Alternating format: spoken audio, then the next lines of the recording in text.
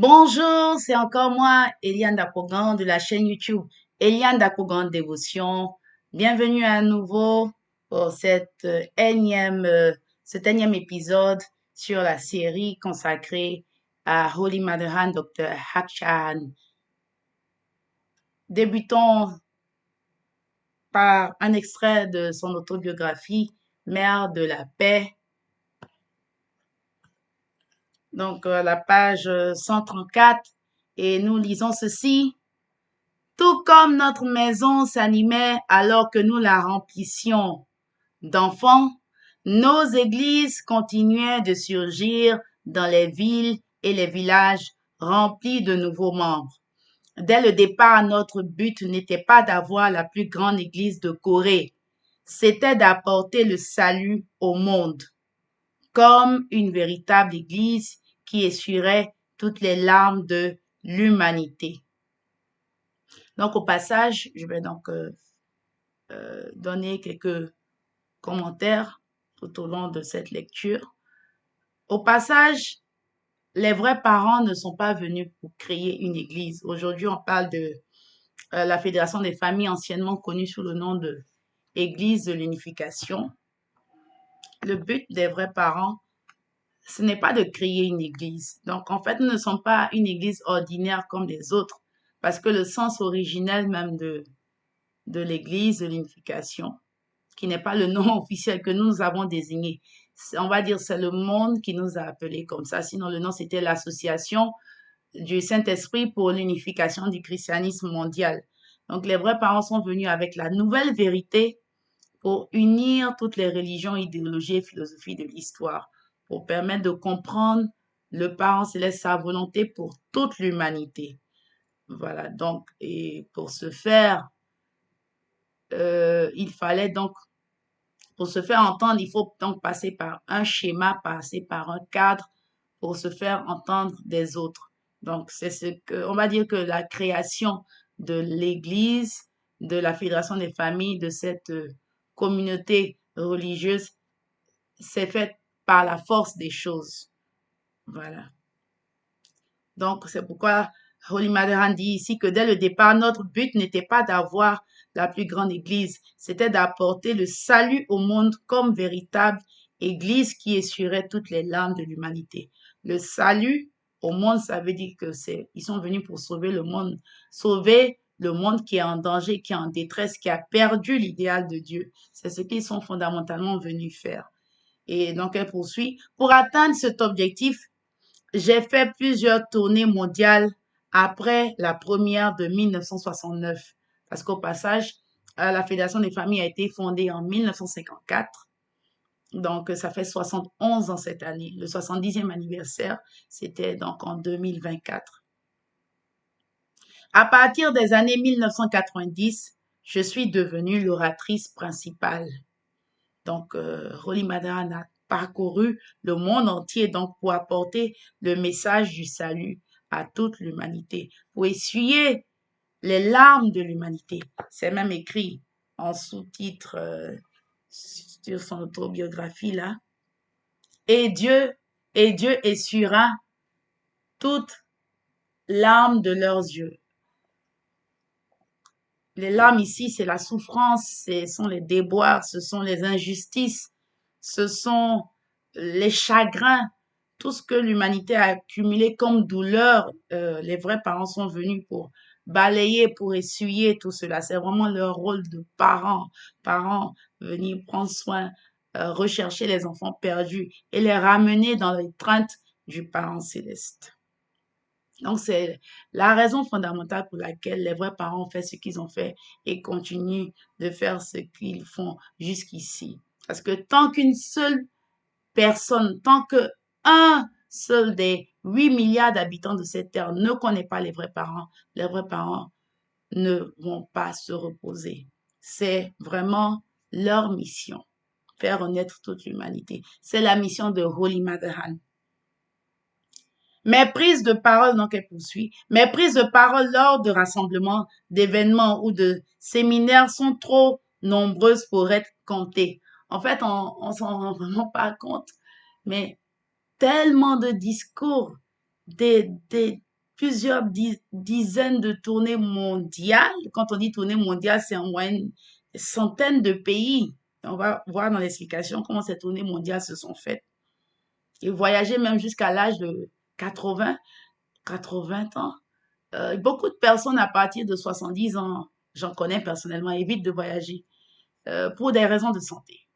C'est pas évident, j'ai déjà pris l'avion une, deux fois. C'est vraiment pas facile de voyager, d'aller en altitude, voilà. Et plus on prend de l'âge, plus c'est très stressant physiquement, même moralement. Donc, les personnes âgées évitent vraiment, quand on dit âgées au-delà de 70 ans, 80, évitent au maximum de voyager. Mais les vrais parents, Révérend Sam Nyamun et son épouse Dr. Hajahan, ont défié cela. Ils ont voyagé. Révérend Sam Nyamun a voyagé jusqu'à ses 90 ans. Et au-delà, il est décédé à 92 ans. Dr. Hajan, elle a 82 ans. Elle a voyagé jusqu'à cet âge, 82 ans. États-Unis, en début de cette année 2025. Elle était aux États-Unis. Donc, les vrais parents tournent, parcourent le monde sans repos. Ils ne pensent même pas à leur propre corps physique. Je veux dire, vous avez tout l'argent du monde.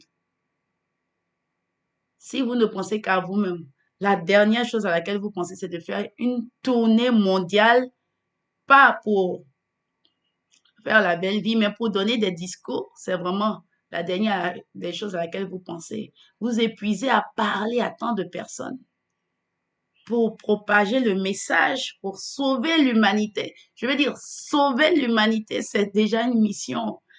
Euh, à cet âge, votre but, c'est de sauver l'humanité.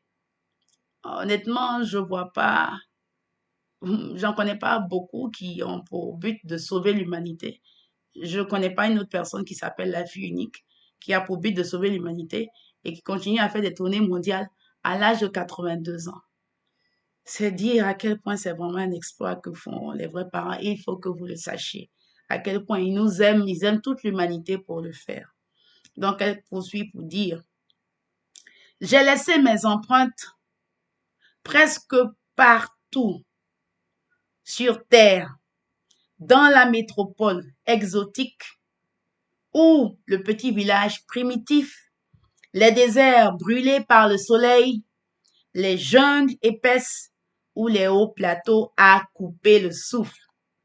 À chaque endroit, des ethnies marginalisées, des femmes sans défense, des enfants et des groupes minoritaires m'attendaient. Le cœur anxieux, j'avais hâte de les rencontrer. C'est la mère de l'humanité. C'est la mère de la paix. Elle veut soulager la souffrance de toute l'humanité. Toute l'humanité. C'est pourquoi elle continue de faire tout ce qu'elle fait ici. Même là où elle se trouve dans le centre de détention. Sa préoccupation, c'est comment faire en sorte que le message du salut qu'elle a longtemps porté durant toute sa vie continue à être propagé aux quatre coins de ce monde. Que tout le monde sache comment vivre une vie bénie, cette vie idéale telle que conçue, prévue par le Parent céleste pour tout un chacun de nous. Je savais pouvoir leur apporter la paix de l'esprit et que chacun de mes pas ferait avancer la cause de la paix. La paix de l'esprit, la paix du cœur. Tout le monde recherche la paix, on veut tous la paix, surtout en ces temps de crise, un peu partout dans le monde. La paix est une denrée rare quand on comprend, quand on écoute les informations un peu partout. Mais comment obtenir la paix? Holy Madara nous enseigne que la paix commence par nous-mêmes.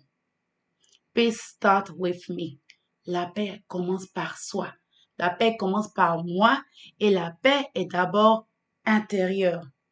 Quand on a la paix à l'intérieur, on peut faire la paix avec l'autre, mais quand on est en conflit à l'intérieur, on va manifester ce qu'on est envers les autres. Donc, on ne peut rien inventer, hein. Toutes nos interactions les uns avec les autres sont le reflet de qui nous sommes à l'intérieur. Si nous sommes en paix intérieure, esprit et corps unis, s'il y a cette paix et cette harmonie à l'intérieur, nous allons le refléter. Nous allons pratiquer cela envers les autres autour de nous. Mais si c'est le contraire, nous allons semer le conflit et le chaos. Donc, ce n'est pas étonnant de voir toute l'humanité vivre dans le chaos et le conflit, c'est parce qu'une bonne partie de l'humanité encore ne vit pas avec cette paix intérieure. Voilà, la paix de l'esprit, comment avoir un esprit apaisé, c'est ce que les vrais parents nous enseignent. Il y a beaucoup d'enseignements en spiritualité, dans beaucoup de groupes religieux, mais l'aspect unique de l'enseignement des vrais parents, en mon sens, c'est nous dire que nous venons du Parent céleste et qu'à l'heure actuelle, nous n'arrivons pas à vivre le bonheur tel qu'a envisagé le Parent céleste. Parce que nous avons encore en nous le péché originel que j'ai déjà expliqué dans une vidéo précédente. Donc, c'est ça qui nous empêche de vivre dans cette paix intérieure. Donc, il faut tout faire pour l'ôter. Et puis, il faut faire les efforts, même si le péché originel est ôté, parce qu'il a laissé des traces, il faut continuer à travailler, à se discipliner pour pouvoir se purifier totalement et enlever toutes les traces. Donc, péché euh, héréditaire, péché collectif, péché individuel, pour pouvoir parvenir vraiment à purifier notre être.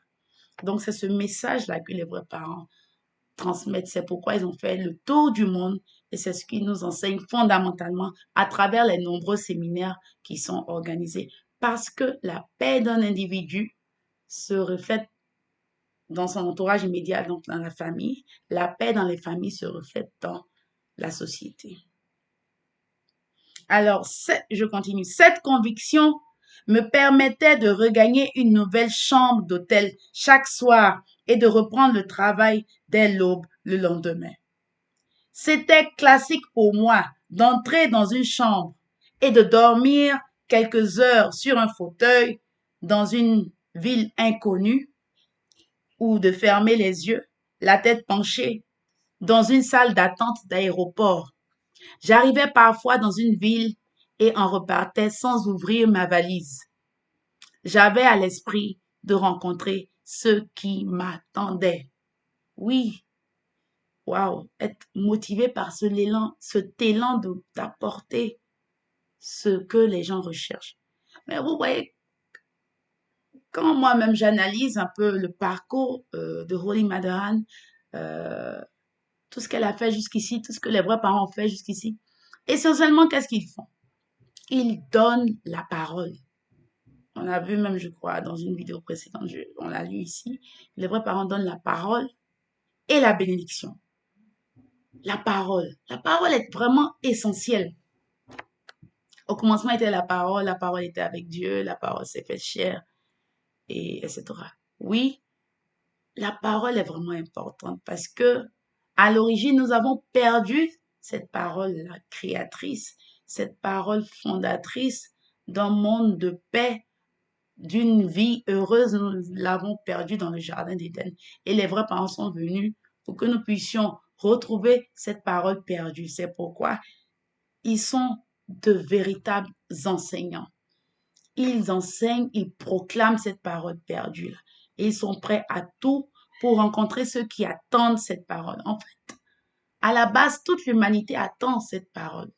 Toute l'humanité a besoin d'entendre cela pour pouvoir vivre cette paix intérieure et vivre heureux les uns avec les autres.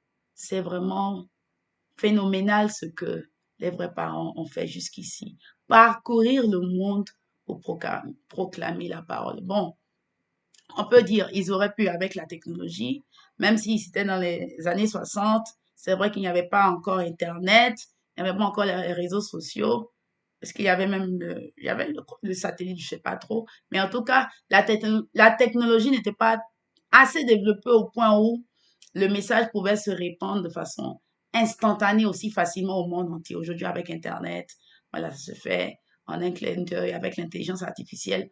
On peut donner un message aujourd'hui et puis c'est vu, c'est su, c'est écouté par tout le monde, mais à l'époque, c'était difficile. Donc, on peut dire que les tournées mondiales se justifiaient. Mais les vrais parents, malgré l'arrivée d'Internet, la technologie, ont continué à faire les tournées. Parce que ce sont des parents qui veulent interagir physiquement avec leurs enfants qu'ils ont besoin. Il y a besoin d'avoir cette interaction physique, cette chaleur-là. C'est pourquoi, malgré la technologie, rien ne peut remplacer l'interaction humaine.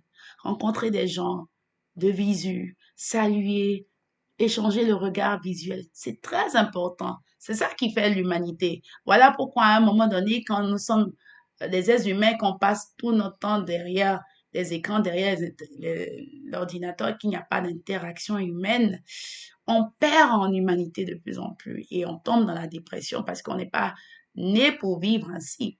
Même si la technologie est là, elle existe, elle est là pour un rôle bien particulier qu'on abordera un peu plus tard dans une prochaine vidéo certainement.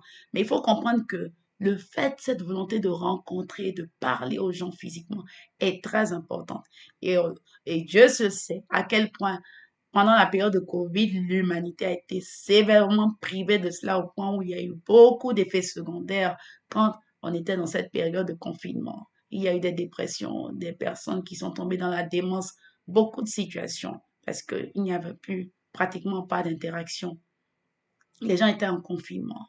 Donc, on va dire vraiment, même regarder l'emprisonnement, mettre quelqu'un dans une prison, dans une cellule de détention, c'est parce qu'on veut vraiment nuire à cette personne, en fait. On l'isole, on met la personne dans un isolement, on empêche la personne d'interagir avec les autres pour pouvoir la battre moralement, pour pouvoir l'assommer, pour pouvoir l'empêcher de pouvoir vivre une vie normale. C'est pourquoi les prisons existent, on met les gens en isolement, on dit c'est une punition, vous méritez cela.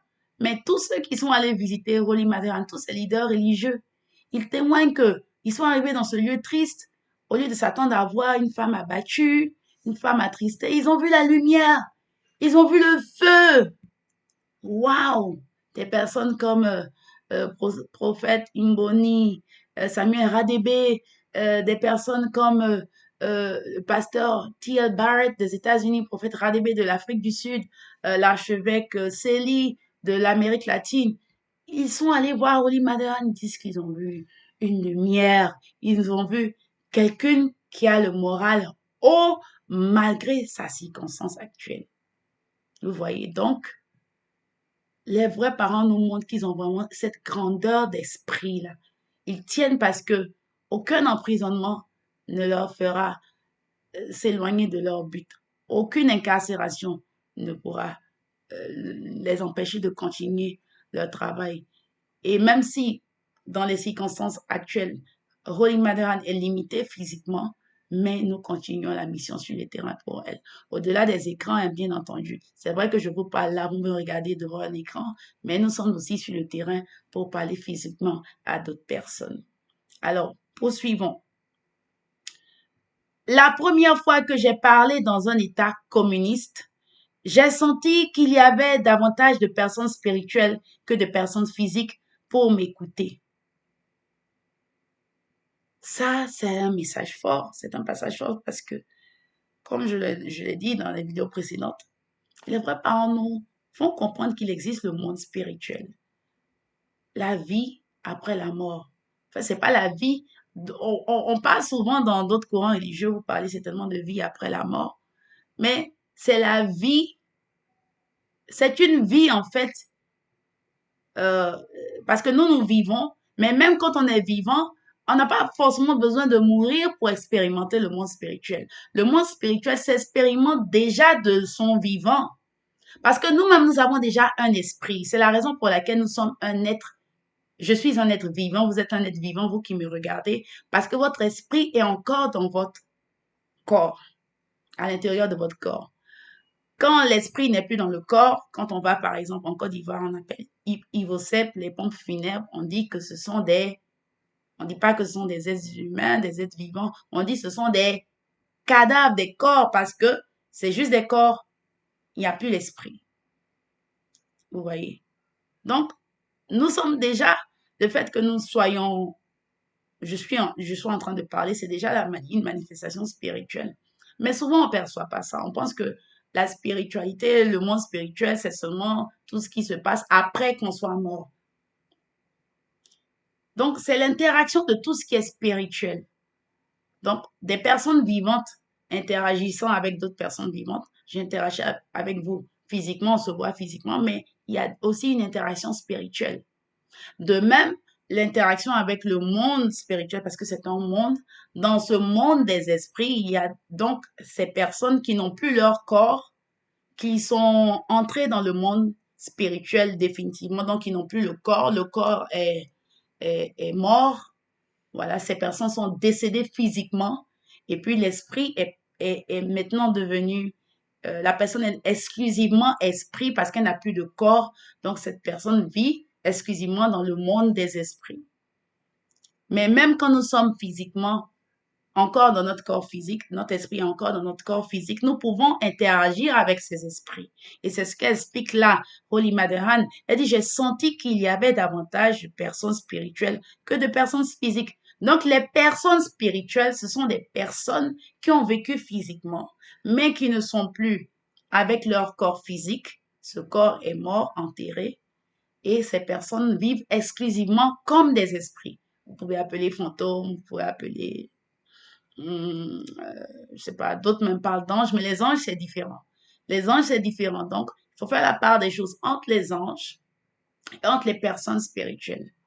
Voilà, les anges sont des créatures spirituelles qui n'ont jamais eu et n'auront jamais de corps physique. Ce sont des créatures exclusivement spirituelles. Et puis les personnes spirituelles, les hommes qui ont vécu physiquement, qui sont maintenant devenus exclusivement esprits, donc eux, ce sont des esprits. Donc, c'est là, elle aborde là la question cruciale de la réalité spirituelle. Alors, qu'est-ce qui va se passer la suite? Elle dit, elle a pu sentir qu'il y avait davantage de personnes spirituelles que de personnes physiques pour m'écouter. Mhm. Donc, on peut voir, hein, vous faites une conférence, il y a 1000 personnes dans la salle, mais elle dit, il y avait davantage de personnes spirituelles que de personnes physiques. Donc, il y avait plus de 1000 personnes. Et les vrais parents nous enseignent en fait que nous, en tant qu'individus, nous interagissons avec plus de 3000 esprits. Une personne, un individu interagit avec plus de 3000 esprits. Donc, vous qui avez les sens spirituellement ouverts, vous pouvez voir ces esprits-là. Vous pouvez voir spirituellement. Voilà. Mais c'est pas évident, hein, parce que ça, je vous souhaite pas de prier pour avoir les sens spirituels ouverts parce que en fonction de votre niveau spirituel, ce que vous allez voir, va vous mettre dans un état, si vous n'êtes pas assez fort, vous pouvez perdre les boulons. Voilà. Aujourd'hui, vous voyez qu'il y a beaucoup de personnes qui sont, entre guillemets, fous, folles, qui marchent dans les rues, qui parlent seules, qui marchent à moitié nues ou totalement nues, qui ont des comportements assez déroutants, ou qui sont dans des asiles, dans des endroits, des hôpitaux psychiatriques. Beaucoup de ces personnes-là voient des esprits à tout moment et l'apparence des esprits là n'est vraiment pas jolie, jolie, jolie. Voilà, donc du coup, ces personnes ne tiennent pas. Et en fait, les maladies psychiatriques, c'est des maladies spirituelles. Voilà, c'est ça, les vrais parents sont clairs là-dessus. On a juste changé le nom pour faire un peu joli, joli. On dit problème psychiatrique, problème psychologique, mais c'est des problèmes spirituels. Parce que l'homme est esprit et corps. Donc, à la fois, il y a le problème physique, à la fois, il y a le problème spirituel. Donc, les esprits existent bel et bien. Et c'est l'une des raisons pour lesquelles il y a beaucoup de conflits dans le monde. On va comprendre dans le développement que Holly Marianne a dit tout à l'heure. Elle a dit, je suis allée en Croatie alors que la région était en guerre. Au moment d'entrer dans ma chambre d'hôtel, j'y ai ressenti la présence d'âmes qui avaient subi des morts injustes et affreuses en attente de libération. Pour les libérer, j'ai passé la nuit en prière. En fait, c'est là vraiment, c'est là le nœud en fait, c'est là que le bas blesse. C'est que beaucoup de personnes qui sont maintenant dans le monde spirituel, qui sont exclusivement des esprits, ne sont pas allés là-bas de la meilleure manière possible. Comme les vrais parents nous enseignent, il faut bien être et aussi et surtout il faut bien mourir. Bien mourir, c'est comment l'esprit quitte le corps, dans quelles conditions, dans quelles circonstances. Et après avoir accompli, surtout après avoir accompli quoi durant sa vie physique, je l'ai plusieurs fois répété ici, après avoir accompli les trois grandes bénédictions. En fait, nous sommes sur la terre, nous sommes en mission. Et pour valider notre mission, il faut accomplir les trois grandes bénédictions. Que l'esprit arrive à totale maturité, notamment la première bénédiction. Ensuite, former une famille, deuxième bénédiction. Maturité familiale, maturité individuelle, maturité familiale. Ensuite, la troisième grande bénédiction. Voilà, donner l'amour à toute la création. Donner l'amour à un territoire. Vous voyez. Donc, quand un esprit n'a pas accompli ça, quand cet esprit va dans le monde spirituel, souvent on parle d'amalgame entre âme, entre esprit, parce que ça demande une traduction, hein. Mais il faut comprendre en fait le sens. Parce qu'elle a dit, j'y ai ressenti la présence d'âmes qui avaient subi des morts injustes et affreuses. Des âmes. Donc l'âme, en fait, c'est, on va dire, c'est le cœur de l'esprit. Donc, une personne spirituelle peut ressembler à une personne, à l'apparence d'une personne physique. Mais l'âme, c'est le cœur de l'esprit, en fait. Donc, c'est quelque chose de beaucoup plus profond. Voilà. Donc, ces âmes-là euh, ne sont pas bien mortes. Des morts injustes et affreuses. Et ces esprits sont des esprits errants. Voilà. Ont quitté leur corps physique dans des conditions atroces et en même temps n'ont pas pu véritablement entrer dans le monde spirituel. Voilà, parce que le monde spirituel quand on finit notre vie sur Terre, on entre dans le monde spirituel, on est censé entrer de la meilleure manière possible. Donc, entrer dans un endroit adéquat. Vous voyez. Mais imaginez-vous que les personnes sortent de leur corps, non plus le corps physique, peuvent plus retourner dans le corps physique. En même temps, sont censés aller quelque part et puis l'accès ne leur est pas autorisé parce que l'esprit n'est pas arrivé à maturité. Donc, du coup, ils sont comme dans une salle d'attente.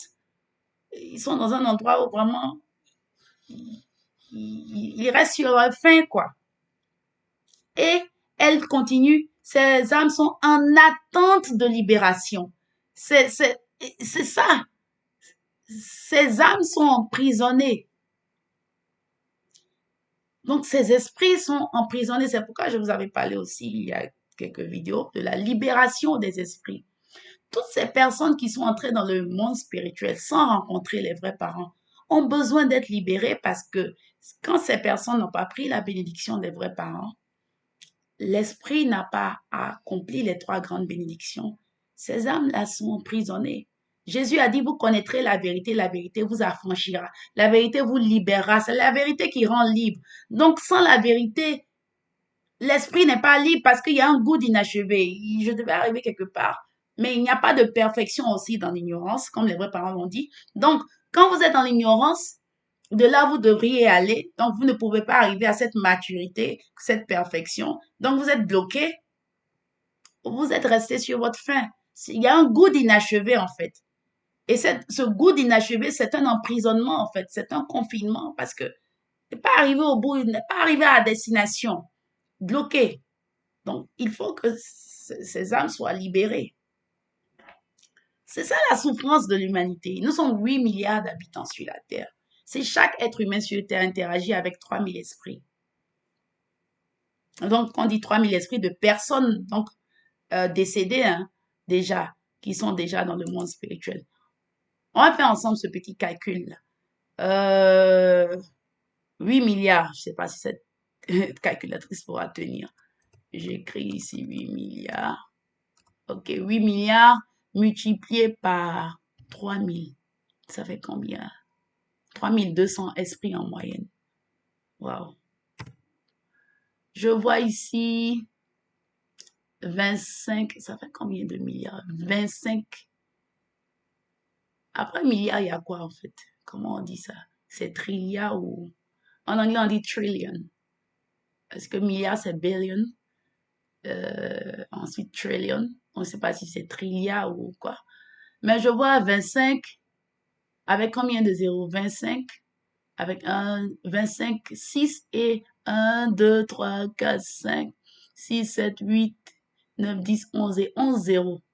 Waouh. Mais je vois déjà ici. 600 milliards plus 25 devant. Donc 25 trilliards, 600 milliards. C'est à peu près le nombre d'esprits,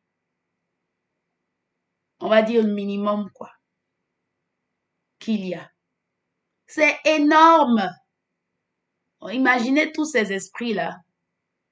Ils sont des esprits qui ont besoin de libération. Donc, qui sont entrés, qui sont morts de façon atroce, qui sont pas, qui ont un goût d'inachevé. Et comme Jésus l'a dit, tout ce qui est lié sur la terre est lié au ciel, tout ce qui est délié sur terre est délié au ciel. Ces esprits ont besoin de revenir terminer leur mission sur terre pour pouvoir vivre en paix. Donc, quand quelqu'un décède et puis on dit que son âme repose en paix, on souhaite vraiment que l'âme de la personne repose en paix. C'est un souhait. Mais la réalité, c'est que la plupart des âmes ne reposent pas en paix. Parce qu'il y a un goût inachevé. Parce que ces âmes-là, quand ces personnes vivaient sur la terre, leur âme n'a pas connu la vérité, n'a pas connu les vrais parents, vous allez me dire, et ceux qui ont vécu avant que les vrais parents ne naissent sur la terre. Ah oui, ils ont aussi besoin des vrais parents. Et je puis vous dire, vous confirmer que tous ces nombreux esprits-là, ils viennent sur terre se manifester pour que les vrais parents les libèrent. Et c'est ce que Holy Mother a expliqué ici, qu'elle a ressenti la présence d'âmes qui avaient subi des morts injustes et affreuses en attente de libération. Pour les libérer, j'ai passé la nuit en prière.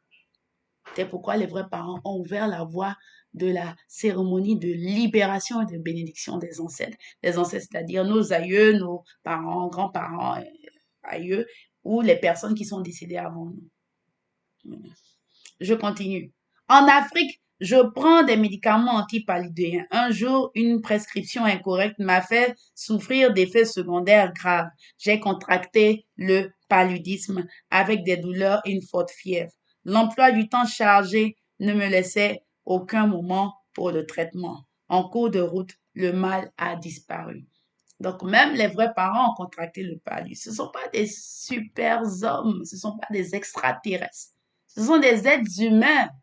Même le Seigneur Jésus était un être humain. C'est vrai que ça peut susciter un débat, mais le Seigneur Jésus était un être humain. Quand il était même sur la croix et que le voleur de la gauche lui a dit, mais si tu es le Messie, sauve-toi et sauve-nous.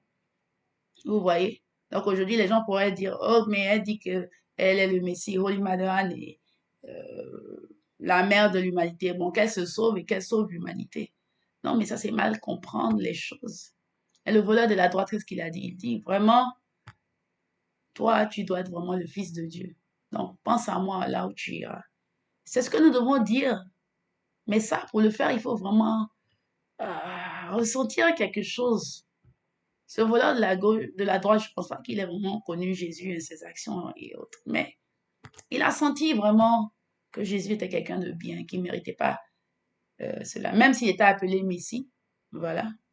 C'est peut-être la mauvaise compréhension du terme Messie qui nous fait croire que le Messie est un surhomme qui sera parmi nous, qui va faire des choses extraordinaires, et voilà, qui ne peut pas tomber malade, qui ne peut pas attraper le palu.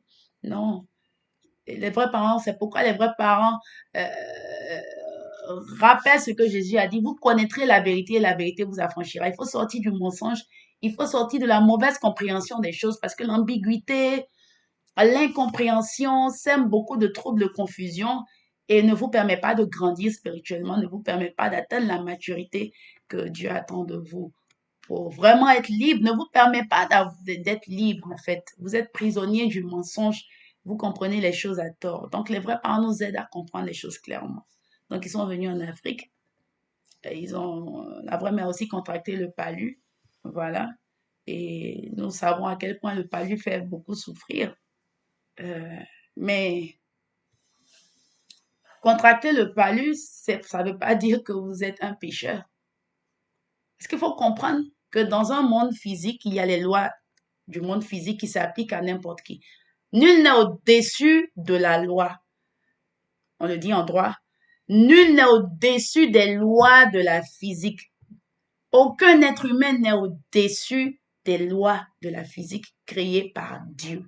aucun être humain. Une fois que vous naissez homme sur Terre, les lois de la physique s'appliquent à vous. La loi de la gravité, toutes les lois que vous connaissez dans la physique, je suis pas dans la physique, mais ça s'applique à vous. La loi de la pesanteur s'applique à vous.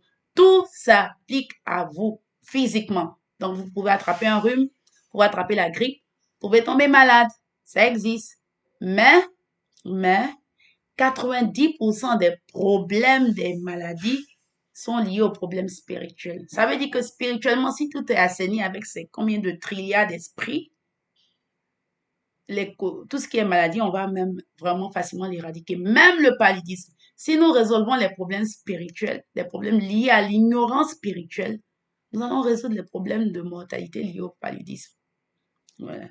Donc, tout est une question de vraiment sortir de l'ignorance. Vous voyez. On poursuit. À l'automne 1996, j'ai vécu en Bolivie une expérience inoubliable. La capitale s'appelle La Paz. La Paz. C'est la plus grosse agglomération du monde en altitude, 3500 mètres. Inévitablement, le non-autochtone souffre du mal des hauteurs. Je devais parler pendant près d'une heure. J'avais un réservoir d'oxygène à côté de moi sur scène. Pour aggraver les choses, le pupitre commençait à basculer dès que je m'y appuyais légèrement. La seule solution était d'avoir un jeune homme fort pour le maintenir pendant que je parlais. Les gens étaient inquiets, mais j'ai souri tout au long du discours. J'avais des nausées et une migraine lancinante. Mes jambes flageolaient, mais j'ai tout ignoré. Dans ces circonstances, au bord de l'évanouissement, j'ai pris sur moi et j'ai continué. Le public impressionné m'a complimenté pour ma présentation. Un dignitaire local a déclaré, c'est vraiment une personne envoyée par Dieu. Vous voyez? Oser aller en altitude pour parler à 3500 mètres d'altitude. Waouh! Euh, C'est-à-dire, la plus grosse montagne du monde, la plus grande montagne, je crois, c'est 8000, le mont Everest, quelque chose comme ça. 3500 mètres d'altitude. C'est à couper le souffle. À ce niveau d'altitude, l'air se raréfie. Il faut même avoir une bouteille d'oxygène là-bas. Et faire un discours, parler pendant près d'une heure quand on n'a jamais pratiquement fait. Subir ce mal des hauteurs, elle l'a fait. Encore pour y apporter le message du salut de l'humanité. Elle a parcouru le monde entier pour ça, par amour pour l'humanité. Il faut vraiment aimer l'humanité pour oser aller dans ce genre d'endroit et propager le message en tant que la mère de la paix. Ensuite, l'événement fut un énorme succès. Lors de la célébration de victoire ce soir-là, j'ai serré chaleureusement les mains de chacun des participants. Bien qu'épuisé, j'ai gardé un esprit élevé pour nos précieux invités, les personnalités et les membres venus de loin pour me rencontrer. Nous étions heureux de nous retrouver et de nous encourager mutuellement. De retour à la maison, mon mari, qui suivait tous mes discours au téléphone ou plus tard par Internet, m'a tapoté le dos et m'a remercié. En quel autre lieu pouvais-tu obtenir une telle bénédiction? A-t-il dit. Avoir un tel succès à près de 4000 mètres proche du ciel. C'est drôle. Ça, c'est vraiment le signe de l'unité de ce couple-là que nous appelons vrais parents. Révérend Sam Yomoun et Dr. Adjan. Vraiment des complices pour la vie. Vraiment des tourtereaux. Ils sont restés jeunes tourtereaux pendant 53 ans. De 1960 à 2052 ans jusqu'à ce qu'ils décèdent de leur mariage en 1960 jusqu'en 2012. Donc, et vous voyez ici, comme je disais au début, les tournées se faisaient. À l'époque, la technologie n'avait pas Internet. Donc, lui, il suivait par téléphone. Quand elle donne son discours, il écoute pour voir comment ça se passe. Après, il y a eu Internet et autres. Et il a encouragé. Donc il dit, en quel autre lieu pourrais-tu obtenir une telle bénédiction? A-t-il dit. Avoir un tel succès à près de 4000 mètres, proche du ciel. Donc l'altitude, tu es vraiment allé proche du ciel pour vraiment recevoir une telle bénédiction. Vous voyez. Alors, c'est la fin de cette lecture et de ce partage. La mère de la paix est vraiment phénoménale. C'est la mère de la paix. Il y a tant à dire sur elle. Vous voyez que avec sa seule autobiographie, on peut faire un partage comme ça chaque jour. C'est ce que je fais. C'est l'effort que je fais de partager sur ce qu'elle a fait, essayer de vous donner un peu plus, dire un peu plus sur qui elle est, ce qu'elle a apporté à l'humanité. Et j'espère qu'aujourd'hui, vous en avez tiré vraiment, vous en avez tiré quelque chose de constructif. Vous en avez tiré beaucoup de valeur. Merci beaucoup pour votre attention et à la prochaine. Portez-vous bien, que le Parent Céleste vous bénisse. Au revoir.